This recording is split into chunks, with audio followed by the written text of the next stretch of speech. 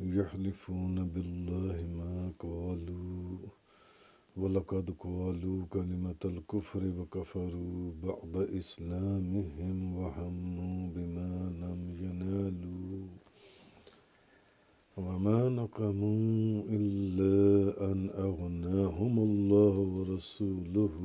من فضله فإن يتوبوا يك خيرا لهم وإن يتولوا يعذبهم الله عذابا أليما في الدنيا والآخرة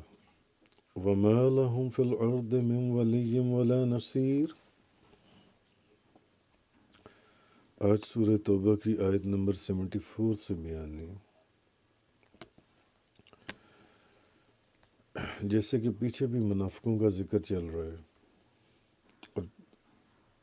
بیش درجنوں آیات سے منافقوں کا ذکر چلتا چلا آ رہا ہے، اور پیچھے آخری 2-3 آیات کے اندر جس طرح یہ فرمایا گیا تھا کہ جیسے منافقوں کے مرد اپنے دلوں میں نفاق رکھتی ہیں اور منافقت میں ملوث ہیں، ایسے ہی ان کی جو عورتیں ہیں وہ بھی منافقت میں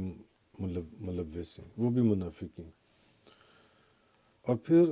حکم دیا گیا نبی کریم صلی اللہ علیہ وسلم کو کہ اب آپ کافروں کے خلاف بھی جہاد کریں اور منافقوں کے خلاف بھی جہاد کریں۔ اور پھر اس کی تفصیل بیان ہوئی تھی کہ منافقوں کے خلاف کیسے جہاد ہوگا جبکہ وہ تو صحابہ کرام کے بھیس میں تھے۔ تو پھر اس کی ڈیٹیل کل بیان ہوئی تھی کہ کس طریقے سے اللہ تعالیٰ نے اب ان کے اوپر سختی کا حکم فرمایا جن سے۔ اب آگے یہ فرمایا جا رہا ہے یحلفون باللہ ما قالوا، وہ جو منافق ہیں یہ اللہ کی قسمیں کھاتی ہیں کہ انہوں نے نہیں کہا، جیسا کہ پیچھے بیان ہوا تھا کہ نبی کریم صلی اللہ علیہ وسلم نے غیب کی یہ خبر پہلے ہی دے دی تھی کہ ابھی یہ لوگ بعد میں آ کر قسمیں کھائیں گے۔ اور پھر جیسے کہ پچھلی آیت کی تفسیر میں بیان ہوا تھا کہ 80 سے زیادہ منافقوں نے غزوہ تبوک کے بعد آ کر قسمیں کھائیں کہ یعنی یا رسول اللہ ہمیں تو فلانا عذر تھا، ہمیں تو فلانا عذر تھا، کوئی بہانہ بنانے لگا، کوئی بہانہ بنانے لگا کہ ہم آپ کے حکم کے اوپر ہم پہنچ نہ سکے، ہم جا نہ سکے آپ کے ساتھ جہاد کے اندر۔ اب آگے مزید اس کی تفصیل بیان ہو رہی ہے کہ یحلفون باللہ ما قالوا ولقد قالوا کلمۃ الکفر وکفروا بعد اسلامہم وہموا بما لم ینالوا، وہ منافق اللہ کی قسم کھاتے ہیں انہوں نے نہیں کہا، حالانکہ بے شک انہوں نے کلمہ کفریہ کہا ہے اور وہ اپنے اسلام کے بعد کافر ہو گئے، اور انہوں نے اس کام کا قصد کیا جو ان کو حاصل ہی نہ ہو سکا۔ انہوں نے اس چیز کا ارادہ کیا تھا جو ان کو وہ اپنے ارادے میں پورا نہ اتر سکے، اور ان کو صرف یہ ناگوار گزرا کہ اللہ اور اس کے رسول نے انہیں اپنے فضل سے غنی کر دیا۔ بس اگر وہ توبہ کر لیں تو ان کے حق میں بہتر ہوگا۔ ابھی بھی ان کو توبہ کی ایک وہ دی جا رہی ہے، پھر اس کے بعد کہ حالانکہ انہوں نے کفر کر لیا، ابھی بھی توبہ کر لیں تو ان کے حق میں بہتر ہوگا، اور اگر وہ اعراض کریں تو اللہ دنیا اور آخرت میں ان کو دردناک عذاب دے گا، اور ان کے لیے زمین میں کوئی کارساز اور مددگار نہیں ہوگا، ان کا کوئی مددگار نہیں ہوگا منافقوں کا جن سے۔ تو پھر ایک موقع دیا، جیسے پیچھے اللہ کے رسول نے نبی پاک صلی اللہ علیہ وسلم نے موقع دیا تھا کہ تم میں سے 12 منافق اس طریقے سے اکٹھے ہوئے ہیں، انہوں نے ایک میٹنگ کی ہے، تو ابھی بھی وقت ہے اپنے گناہ کا اعتراف کر لیں تو میں ان کی شفاعت کروں گا، بخشش ہو جائے گی۔ مگر وہ نہیں مانے، انہوں نے تب بھی انکار کیا، اور پھر جب اللہ کے رسول نے نبی پاک صلی اللہ علیہ وسلم نے سب کا ایک ایک نام لے کر سب کا بتا دیا کہ یہ سب منافق ہیں، تو پھر اب انہوں نے اپنی غلطی کو مانا اور انہوں نے کہا کہ ہم توبہ کرتے ہیں اور اللہ سے معافی مانگتے ہیں۔ آپ ہمیں، حضور نے فرمایا کہ اس کے باوجود میں نے تمہیں موقع دیا تھا، مگر اب دفع ہو جاؤ یہاں سے، اب چلے جاؤ یہاں سے جان سے۔ تو اب آگے اب یہ اس آیت کا شان نزول کیا ہے؟ اب یہ کون سے منافق ہیں؟ کیونکہ ان پچھلی درجنوں آیات کے اندر منافقوں کی قسمیں، منافقوں کی حالتیں، منافقوں کی کیفیات، منافقوں کے قول، منافقوں کے افعال جو کام کرتے تھے ان کے وہ بیان ہوئے۔ اب یہ کون سے منافق ہیں جن کا اس آیت کے اندر ذکر کیا گیا ہے؟ تو وہ منافق اللہ کی قسم کھاتے ہیں، انہوں نے کہا حالانکہ بے شک انہوں نے تو یہ بات کہی ہی نہیں تھی۔ ایسے بھی منافقوں کا ذکر ہوا جو حضور کا معاذ اللہ جو مذاق اڑاتے تھے، اسلام کا مذاق اڑاتے تھے۔ تو اب یہ کون سے منافق آ گئے؟ اور بات یہ اور اصل میں یہ سارا غزوہ تبوک کے اس سرکل کے اندر ان سارے منافقوں کا ذکر ہو رہا ہے۔ تو اب یہ کون سے منافق ہیں جن کا اب جو ذکر ہو رہا ہے جن سے؟ تو منافق یہ تو آپ لوگوں کو پہلے ہی بتایا جا چکا ہے کہ یہ لوگ دل سے ایمان نہیں لاتے، یہ صرف زبان سے ایمان لاتے ہیں، دکھانے کے لیے کہ ہم ایمان لے آئے، ہم اسلام ہم نے قبول کر لیا۔ تو یہ صرف دنیاوی فائدے اور سیاسی مصلحتوں کے پیش نظر، اور بعض لوگ ہوتے ہیں ایسے جو آپ کی مجلس کے اندر بیٹھے ہوتے ہیں، وہ صرف آپ کی مجلس کے اندر دیکھتے ہیں کہ کہاں سے کون سا فائدہ مل سکتا ہے، وہ صرف آتے ہی اس لیے ہیں کہ اس فائدے کو حاصل کر سکیں، ورنہ ان کا آپ کی مجلس سے کوئی بھی جن سے وہ تعلق نہیں ہوتا۔ تو یہ دنیاوی مفاد اور سیاسی مصلحتوں کے پیش نظر یہ مسلمانوں کے ساتھ بیٹھتے ہیں۔ اچھا، لیکن جب یہ لوگ الگ بیٹھتے ہیں تو اسلام کے خلاف اور نبی پاک صلی اللہ علیہ وسلم کے خلاف آپ کی بارگاہ میں گستاخیاں اور بے ادبیاں کرتے ہیں، اور جب ان کا راز کوئی بندہ فاش کر دیتا ہے، جیسے کہ ایک دو واقعات پہلے بھی گزرے، تو پھر یہ اپنی جھوٹی قسمیں کھاتے ہیں کہ نہیں نہیں نہیں، ہم نے تو ایسا کہا ہی نہیں تھا، ہم نے تو ایسا کہا ہی نہیں تھا۔ تو اس وقت اب اللہ تعالیٰ فرماتا ہے کہ ان جھوٹی قسموں سے تم خدا کو دھوکہ دینا چاہتے ہو، جو دلوں کے حال سے بھی واقف ہے، جو ہر راز کو جاننے والے۔ تم نے یہ باتیں کہی ہیں، اور اظہار اسلام کے بعد اسلام کا اظہار کر کے، حالانکہ اسلام قبول تو یہ لوگ کرتے ہی نہیں ہیں منافق،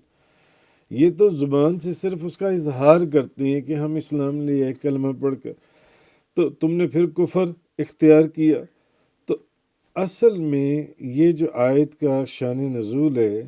وہ یہ ہے کہ حضور جب تبوک سے واپس تشریف لا رہے تھے، نبی پاک صلی اللہ علیہ وسلم، تو اب یہ ایک اور منافقوں کا گروپ تھا جو 12-13 بندے تھے۔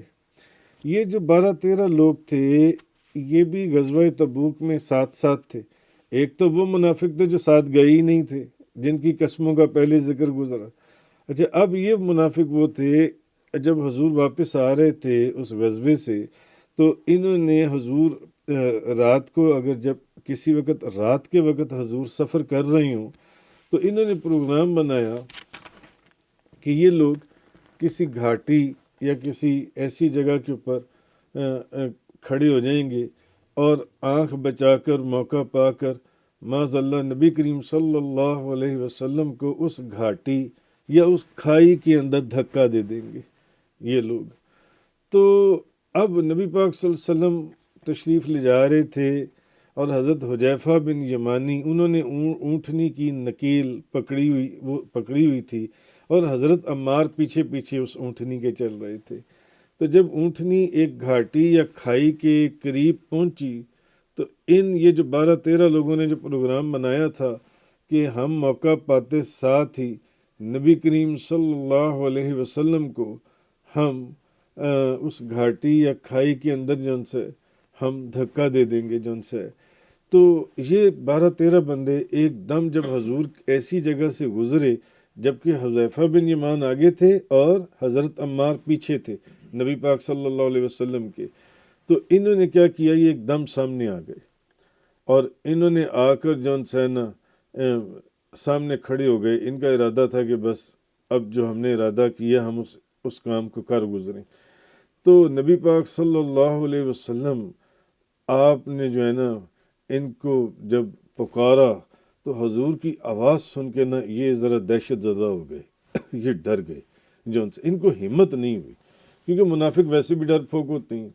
اس کی وجہ یہ ہے کہ نہ یہ اپنے کفر کو ظاہر کرتے ہیں، نہ یہ اپنے اسلام کو ظاہر کرتے ہیں۔ اسلام کو ظاہر کریں، اسلام کو ظاہر کر تو رہے ہوتے ہیں، یعنی نہ اس کو چھپا پا رہے ہوتے ہیں، نہ کفر کو ظاہر کر پا رہے ہوتے ہیں، تو دونوں صورتوں میں یہ مرتے ہیں، ان کو پریشانی لگی رہتی ہے، تو یہ ڈرپھوک ہوتی ہیں۔ تو اب جب حضور نے پکارا نا ان کو سخت زبان میں، تو یہ سارے کے سارے ایک نے دوڑ لگا دی، تو باقی ساروں نے بھی دوڑ لگا دی، سارے دوڑ گئے۔ یعنی اگر ایک دو دوڑے تو باقیوں نے کہا یہ نہ ہو کہ یہ تو بچ گئے، پروگرام میں تو یہ بھی شامل تھے، تو ہم مارے جائیں، ہم بھی دوڑ جائیں، وہ سارے ہی دوڑ گئے۔ اب نبی پاک صلی اللہ علیہ وسلم نے حضرت حذیفہ اور حضرت عمار سے پوچھا کہ تم نے ان میں سے یعنی کسی کو پہچانا ہے؟ تو حضرت حذیفہ اور حضرت عمار جو ہیں وہ فرمانے لگے یا رسول اللہ ان لوگوں نے نا اپنے منہ چھپائے ہوئے تھے، ہم انہیں پہچان نہیں سکے۔ تو نبی کریم صلی اللہ علیہ وسلم، نبی پاک صلی اللہ علیہ وسلم نے فرمایا یہ ازلی بدبخت ہیں۔ تو حضور کو تو اللہ نے غیب کا علم عطا فرمایا تھا، جیسے پہلے پچھلی آیات میں گزرا، حضور نے ان منافقوں کا ایک ایک کا نام لے کر مجلس میں سے اٹھایا تھا کہ وہ فلانا بھی منافق ہے، وہ فلانا بھی منافق ہے، وہ فلانا، ان کو اٹھا دو اس مجلس میں سے جان سے۔ اور پھر تو نبی پاک صلی اللہ علیہ وسلم حضور نے فرمایا یہ ازلی بدبخت ہیں، قیامت تک یہ منافق ہی رہیں گے۔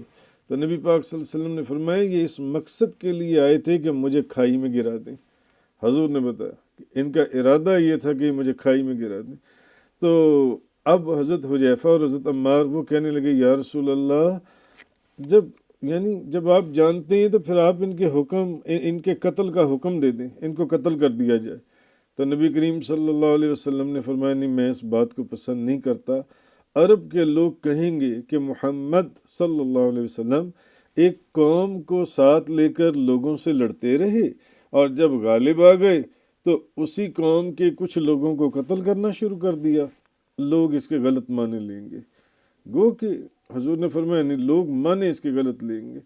کہ یہ تو وہ لوگ تھے جو میرے ساتھ گئے تھے، میرے ساتھ جنگ میں شامل ہوئے تھے اور لڑتے رہے جن سے۔ تو پھر نبی کریم صلی اللہ علیہ وسلم آپ نے فرمایا اے اللہ انہیں دبیلا کا تیر مار۔ تو ہم نے پوچھا کہ یا رسول اللہ یہ دبیلا کیا ہے؟ فرمایا یہ ایک آگ کا شعلہ ہے جو ان کی رگے دل پر پڑے گا اور انہیں ہلاک کر دے گا، ان لوگوں کو جن سے۔ تو عروہ بیان کرتی ہیں کہ یہ آیت جلاس بن سوید بن سامت کے متعلق نازل ہوئی۔ اس نے کیا کہا تھا؟ اس نے کہا تھا کہ اب وہ کیا کہتا تھا، یہ سارے منافقوں کی باتیں ہو رہی ہیں کہ محمد صلی اللہ علیہ وسلم جو پیغام لے کر آئے ہیں، اگر وہ پیغام برحق ہے تو پھر ہم لوگ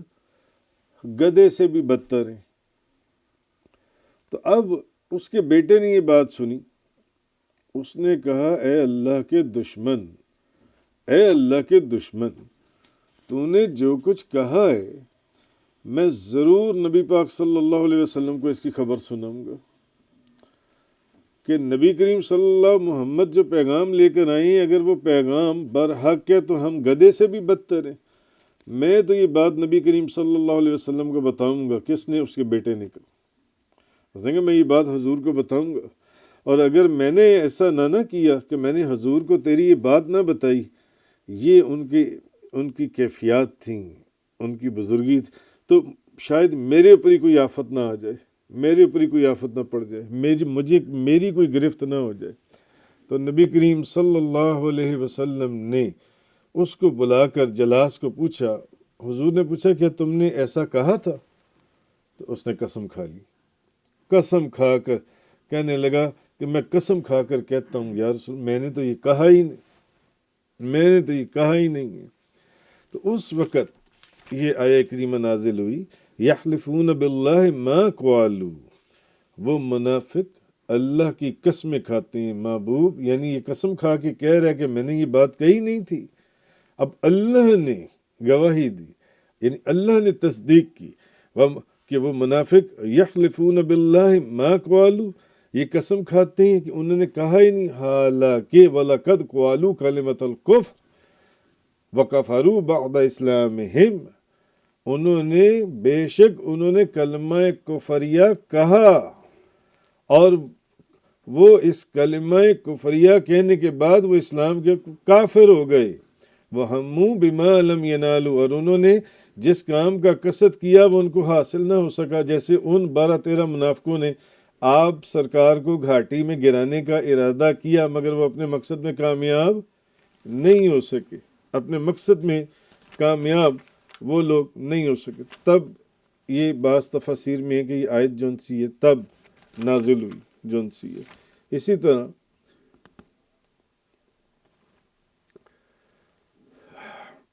امام ابن ابی حاتم وہ یہ بھی فرماتے ہیں کہ عروہ نے کہا کہ جس نے کہا تھا نا کہ اگر محمد اگر وہ جو پیغام لے کر آئیں اگر وہ پیغام برحق ہے تو ہم گدھے سے بھی بدتر ہیں، تو اس کے بیٹے نے کہا کہ میں یہ بات نبی کریم صلی اللہ علیہ وسلم کو بتاؤں گا، اور پھر اللہ نے اس آیت کے ذریعے اس کا شان نزول تصدیق فرمائی کہ واقعی اس نے کہا تھا محبوب یہ جھوٹ بولتا ہے آپ کی بارگاہ میں، اور جھوٹی قسمیں کھا رہا ہے، اور جھوٹی قسمیں کھا کے کہہ رہا ہے کہ میں نے ایسا نہیں کیا تھا۔ تو امام ابن ابی حاتم وہ کہتے ہیں کہ عروہ نے کہا کہ جلاس نے گھوڑا خریدا تھا، یہ بھی اس کا ارادہ تھا، جس نے کہا تھا نا کہ وہ جو پیغام لے کر آئیں اگر وہ برحق ہے تو ہم گدھے سے بھی بدتر ہیں، تو اس نے گھوڑا خریدا تھا، اور وہ گھوڑا اس نے اس نیت سے خریدا تھا کیونکہ گھوڑا اس وقت آج کل کے جو فائٹر پلین ہیں یا ٹینک وغیرہ ہیں اس طرح کا کام کرتا تھا، اس کے اوپر بیٹھ کر غازی جاتے تھے جہاد کرنے کے لیے جون سے، تو اس نے وہ گھوڑا اس لیے خریدا تھا کہ وہ اس کے اوپر بیٹھ کر معاذ اللہ نبی کریم صلی اللہ علیہ وسلم کا قتل کرے گا، معاذ اللہ، وہ حضور کو اس گھوڑے کے اوپر بیٹھ کر، مگر وہ اپنے مقصد میں کامیاب نہیں ہو سکا، مگر وہ اپنے مقصد میں کامیاب نہیں ہو سکا۔ تو جب اس نے یہ کہا نا کہ جو پیغام وہ لائیں ہیں، جو کچھ وہ کہتے ہیں اگر وہ برحق ہے تو ہم گدھے سے بھی بدتر ہیں، تو اس وقت ایک مسلمان شخص نے اس کی یہ بات سنی، تو اس نے کہا کہ بے شک اس مسلمان نے، وہ جو بھی صحابی رسول تھے، اس نے کہا وہ جو کہتے ہیں وہ برحق ہے، وہ سچ ہے، اور تو واقعی گدھے سے بدتر ہے۔ تو اس منافق نے اس مسلمان شخص کو قتل کرنے کا ارادہ کیا، ایک روایت میں یہ، اور مگر وہ اس میں بھی کامیاب نہ ہو سکا۔ اور جو اس سے پہلے روایت سنائی اس میں اس روایت کے اندر ہے کہ اس نے نبی کریم صلی اللہ علیہ وسلم کے معاذ اللہ قتل کا ارادہ کیا تھا، اور اس کے لیے اس نے ایک گھوڑا خریدا تھا، مگر وہ اس میں بھی کامیاب نہ ہو سکا۔ اور ایک جو روایت میں نے وہ سنائی کہ وہ جو 12-13 لوگوں نے ارادہ کیا تھا حضور کو ایک گھاٹی میں معاذ اللہ دھکا دینے کا، وہ لوگ بھی اپنے مقصد میں کامیاب نہیں ہو سکے، اسی کا اس آیت کے اندر ذکر کیا جا رہا ہے جو ان سے۔ تو ایک روایت میں یہ بھی ہے کہ عبداللہ بن ابی جو رئیس المنافقین تھا، اس کے سر پر تاج رکھنے کا ارادہ کیا گیا تھا، مگر وہ لوگ اس میں کامیاب نہیں ہو سکے تھے۔ تو نبی کریم صلی اللہ علیہ وسلم نے بہرحال وہ جس بندے نے کہا تھا کہ محمد صلی اللہ علیہ وسلم جو پیغام لے کر آئے ہیں اگر وہ حق ہے تو ہم گدھے سے بھی بدتر ہیں جو ان سے، تو نبی کریم صلی اللہ علیہ وسلم نے اس کو بلایا، تو حضور نے اس سے پوچھا تو اس نے انکار کیا اور قسم کھا لی کہ میں نے تو یہ کلمہ کفر کہا ہی نہیں ہے۔ تو اب بعد میں اسی آیت کے آگے پھر یہ بیان ہوا کہ اگر وہ توبہ کر لیں، اللہ نے اجازت دے دی، اگر وہ توبہ کر لیں تو ان کے حق میں بہتر ہوگا۔ تو پھر اس شخص نے اعتراف کیا کہ اس نے یہ کلمہ کفر کہا تھا، اور اس نے اپنے قول سے صدق دل کے ساتھ توبہ کی اور نیک عمل کیے، اور نبی کریم صلی اللہ علیہ وسلم نے عمیر سے فرمایا دیکھو تمہارے رب نے تمہاری تصدیق کر دی، یعنی تمہاری تصدیق تمہارے رب نے جو ان سے وہ کر دی جو ان سے۔ تو جیسے کہ قرآن کے اندر ہے کہ وہ منافق اللہ کی قسمیں کھاتے ہیں، انہوں نے کہا کہ انہوں نے نہیں کہا، انہوں نے ایسی کوئی بات کہی نہیں ہے، ہم نے تو ایسی کوئی، اب قرآن یحلفون باللہ ما قالوا، وہ منافق اللہ کی قسم، انہوں نے نہیں کہا وَلَقَدْ قَالُوا كَلِمَةَ الْكُفْرِ، حالانکہ بے شک اللہ نے تصدیق کر دی ان کی کہ انہوں نے کلمہ کفر کہا، وَكَفَرُوا بَعْدَ إِسْلَامِهِمْ، اور اسلام کے بعد کافر ہو گئے، وَهَمُّوا بِمَا لَمْ يَنَالُوا، اور انہوں نے اس کام کا قصد کیا جو ان کو حاصل ہی نہ ہو سکا، ان کو تو وہ حاصل ہی نہ ہو سکا وہ کام جو ان سے۔ تو اب مولانا مودودی جو ہیں وہ کلمہ کفریہ کے متعلق لکھتی ہیں، وہ لکھتی ہیں کہ ایک روایت میں ہے کہ تبوک کے سفر میں ایک جگہ نبی پاک صلی اللہ علیہ وسلم کی اونٹنی گم ہو گئی۔ اب مسلمان اس اونٹنی کو تلاش کر رہے تھے۔ وہ واقعہ آپ نے حدیث میں پہلے کئی دفعہ پڑھا ہے، اور اس واقعے سے بے شمار فوائد اس امت کو حاصل ہوئے۔ اچھا، نبی کریم صلی اللہ علیہ وسلم کی اونٹنی گم ہو گئی، مسلمان اس کو تلاش کرتے پھر رہے تھے، تو اس پر منافقوں کے ایک گروہ نے اپنی مجلس میں بیٹھ کر بہت مذاق اڑایا نبی کریم صلی اللہ علیہ وسلم کی اونٹنی کے گم ہونے کے پر، بڑا مذاق اڑایا، اور آپس میں باتیں کرنے لگے، کہنے لگے لو دیکھو یہ آسمان کی خبریں دیتے ہیں مگر ان کو تو اپنی اونٹنی کا ہی نہیں پتہ، آسمانوں میں یہ ہے، آسمانوں میں وہ ہے، یعنی جنت ہے، دوزخ ہے، آسمانوں کی خبر میں آسمانوں کی خبریں دے رہے ہیں، مگر ان کو تو یہی نہیں پتا کہ ان کی اونٹنی کدھر ہے، ان کو تو اپنی اونٹنی کی خبر نہیں تو آسمانوں کی خبر۔ اب وہ منافقوں کا پورا گروہ تھا۔ اب جو جس مجلس میں بیٹھتا ہے پھر دوسرا بھی وہی رنگ پکڑتا ہے جو ان سے، تو وہ آپس میں اس طرح کی بےہودہ حرکتیں کرتے تھے، کبھی کوئی جس کا پچھلی درجنوں آیات سے آپ جس کی تفسیر سنتے اور سمجھتے چلے آ رہی ہیں، تو وہ ان کو تو وہی نہیں پتا کہ وہ کہاں ہے۔ تو اب ایک منافق نے کہا کہ نبی کریم صلی اللہ علیہ وسلم بیان کرتے ہیں، بعض تفاسیر کے اندر ہے کہ فلاں کی اونٹنی فلاں وادی میں اور فلاں دن تھی، فلانے دن فلانے کی اونٹنی فلانی وادی میں تھی۔ ایک بندے نے کہا، یعنی وہ منافق آپس میں باتیں کر رہے تھے نا کہ دیکھو یہ تو آسمان کی خبریں دیتی ہیں اور ان کو اپنی اونٹنی کا نہیں پتہ۔ دوسرا کہنے لگا دیکھو یہ تو دوسروں کی اونٹنیوں کی خبر دیتے ہیں کہ فلاں وادی میں فلاں بندے کی اونٹنی فلانے دن تھی، ان کو تو اپنی اونٹنی کا ہی نہیں پتہ، ان کو تو اپنی اونٹنی کی ہی خبر نہیں ہوئی جون سے۔ بہرحال یہ انہوں نے جو ان لوگوں نے باتیں کی، مختلف تفاسیر اور احادیث کے اندر یہ واقعات آئی، مگر یہاں بتانے کا مقصد کچھ اور ہے، وہ یہ کہ اس روایت سے معلوم یہ ہوا کہ نبی کریم صلی اللہ علیہ وسلم کی علم غیب کے انکار کرنے کو یا اس پر اعتراض کرنے کو، جو بندہ حضور کے علم غیب کے اوپر اعتراض کرے یا ان کے علم غیب کا انکار کرے، بھلے وہ اعتراض کرے بھلے وہ انکار کرے، ہم تو اپنی جگہیں مولانا مودودی لکھ رہے ہیں اس آیت کی ضمن کے اندر کہ جو بندہ، یعنی ان روایتوں سے اور اس آیت سے یہ ثابت ہوا، کہنے کا مقصد میں آپ کو سمجھانے کے لیے یہ چیز بتا رہا ہوں کہ اس آیت سے اور ان روایات سے یہ بات پتہ چلی کہ جو بندہ نبی کریم صلی اللہ علیہ وسلم کے علم غیب کے انکار کرے یا اس پر اعتراض کرے، تو اس کے اس اعتراض کرنے کو یا انکار کرنے کو اللہ تعالیٰ نے کفر قرار دیا ہے۔ اور یہ دوسری چیز، ایک تو اللہ نے اس کو کفر قرار دیا ہے، اور دوسری چیز یہ کہ علم غیب کا انکار کرنا اور علم غیب کے اوپر اعتراض کرنا یہ منافقوں کا کام ہے۔ یہ اس آیت سے اور ان احادیث سے یہ بات ثابت ہو گئی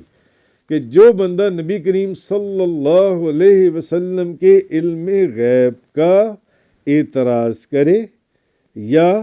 اس کا انکار کرے، پہلی بات تو یہ ہے کہ اللہ تعالیٰ نے اس چیز کو کفر قرار دیا ہے، کفر قرار دی، اور دوسری چیز یہ ہے کہ جو بندہ نبی کریم صلی اللہ علیہ وسلم کے علم غیب کا انکار کرے یا اس پر اعتراض کرے تو یہ منافقوں کا کام ہے۔ یہ بھی قرآن اور حدیث سے ثابت ہو گیا کہ حضور کے علم غیب کے اوپر اعتراض کرنا یا انکار کرنا، دونوں چیزیں قرآن اور حدیث سے ثابت ہوئیں کہ یہ منافقوں کا کام ہے جو ان سے۔ لیکن آپ آیت کو دیکھیے، یحلفون باللہ ما قالوا ولقد قالوا کلمۃ الکفر، وہ منافق اللہ کی کہ انہوں نے کہا کہ حالانکہ بے شک انہوں نے تو یہ کہا ہی نہیں، حالانکہ بے شک انہوں نے کلمہ کفریہ کہا، وکفروا بعد اسلام، اور وہ اپنے اسلام کے بعد کافر ہو گئے، وہموا بما لم ینالوا، اور انہوں نے اس کام کا قصد کیا جو ان کو حاصل نہ، وما نقموا الا ان اغناہم اللہ ورسولہ من فضلہ، اور ان کو صرف یہ ناگوار گزرا کہ اللہ اور اس کے رسول نے انہیں اپنے فضل سے غنی کر دیا، اگر وہ توبہ کر لیں تو ان کے حق میں بہتر ہوگا، اور اگر وہ اعراض کریں تو اللہ دنیا اور آخرت میں ان کو دردناک عذاب دے گا، اور ان کے لیے زمین میں کوئی کارساز اور مددگار نہیں ہوگا، کوئی مددگار نہیں ہوگا۔ تو آگے اخیر پر اس آیت میں تو اس آیت سے اس آیت میں بھی تو یہ چیز آ گئی نا کہ حالانکہ بے شک انہوں نے کلمہ کفریہ کہا جون سے، تو یہ آیات اور احادیث جو ہیں اس چیز کو ثابت کرتی ہیں۔ آگے یہ فرمایا کہ یعنی ان احسان فراموشوں کو دیکھو کہ قرضوں کے بوجھ تلے دبے جا رہے تھے، کھانے کے لیے 2 وقت کی روٹی نہیں تھی، میرا رسول مدینے میں تشریف لایا تو اس کی برکت سے کاروبار میں بھی برکت ہوئی اور کھیتوں میں بھی اناج پیدا ہونے لگا، اور مال غنیمت میں بھی ان کو حصہ ملنے لگا، جو جنگوں میں مال غنیمت آتا تھا وہاں سے بھی مال ملتا تھا۔ اب جب حالت اچھی ہو گئی تو بجائے اس کے کہ اللہ اور اس کے رسول کا جو ان کے اوپر احسان تھا، جن نوازشات سے ان کو مالا مال کر دیا گیا، بجائے اس کے کہ یہ اللہ اور اللہ کے رسول کا، اللہ کے محبوب کا شکریہ ادا کرتے، الٹا اللہ کے رسول اور اللہ کے محبوب کی مخالفت کے پر اتر آئے۔